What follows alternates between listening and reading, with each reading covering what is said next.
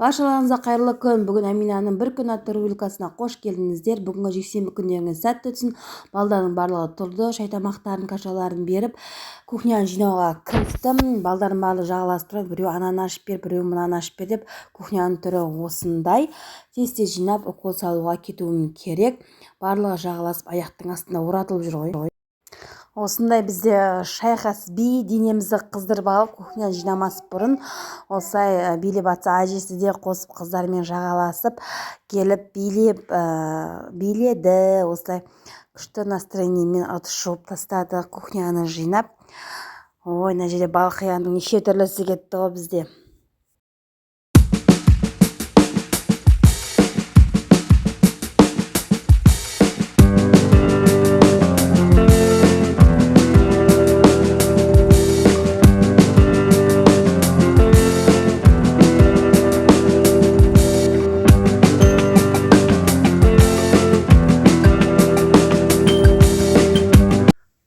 Бидің түбін түсіріп болдық. Енді ыдысымды жауып тез-тез уколға кетейін дедім. Әйтпесе жүре беретін түрің бар ғой.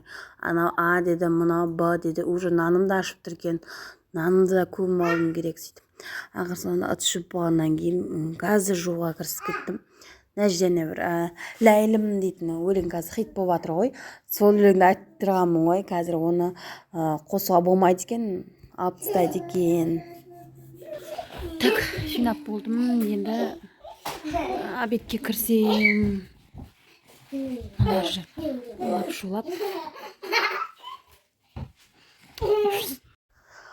Деп әрең шықтым ғой үйден. Қашып шыққандай шықтым. Балалардың барлығы үйде. Бүгін демалыс, барлығында дала деген бүгін қатты аяз болып тұр екен. Қатып қалдым ғой. Қырсыққанда жеткізбейді ғой осындай кезде. Әрең жеттім, толып қалдым. Өзім қатып өлейін деп тұрған кезден домофонды аша қоймайды ғой. Бір кезде заходите деп ашты наконец-то. Кәптікте обедтің уақыты.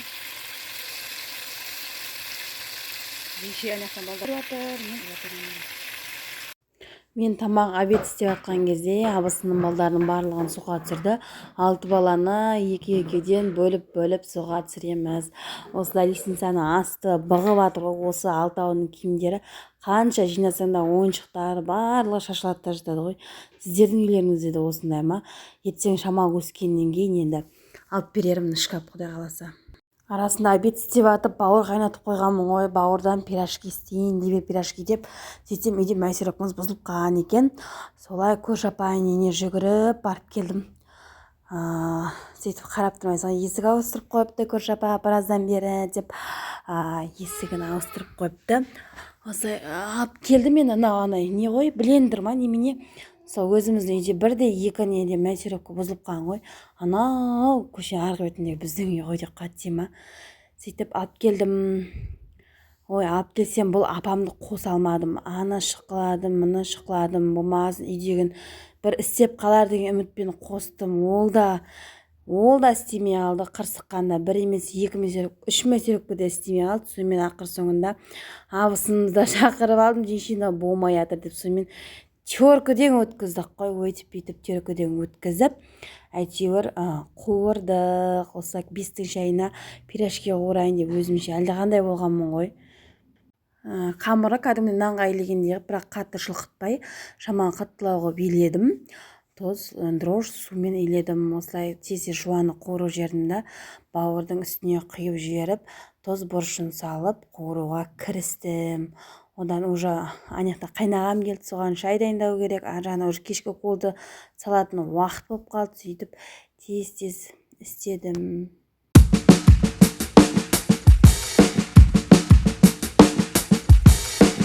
Пирожки осылай сочный, мощный болып шықты ғой, тәтті болып.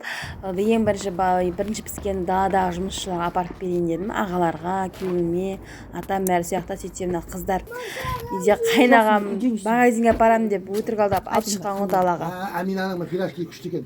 Өзі сияқты томпақ қылып пісірген екен, иә? Жесеңші. Иә. Ол жолдар секілді Амина осы үйде адамы. Қолақ болғанда осы күшті болады, иә? аяқ астынан мама 5-ші ән жатқан кезде кешкі тамаққа ет жейік, сорпа ішейік, демалыс күні деп сорпа істедік қой. Сөйтіп ағамен бірге жетіп қалдым укол салуға. Әйтпесе дала деген страшно аяз. Тез салып келдім. Үйге келем дегенше қатып қалдым ғой, қолым бәрі үсіп қалды. Үйге келіп еттің қамырын илейін дедім. Тұздықты істеп қойдым. Еттің қамырын сорпаға иледім. Сорпаға илесеңіздер күшті болады. Сап-сары болып, тез-тез иінін қандырып, 2 күрше дәу-дәу жайып тастадым, шуылдатып.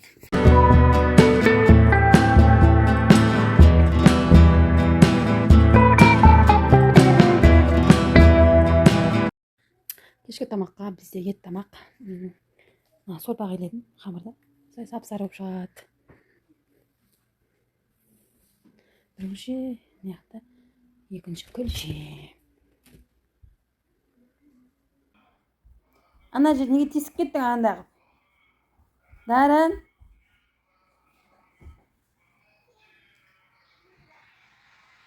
Тесіп кетті. Жеңшелер, аға мен жеңше торт әкелген екен. Еттен кейін қыздарға бірінші беріп алдым, тортты барлығына бөліп, алтауына бірдей қып, сен қайсысын жейсің, сен қайсысын жейсің деп бөліп беріп, еттен кейін шай ішіп, бүгінгі күнімізді тамамдадық, ұйықтадық.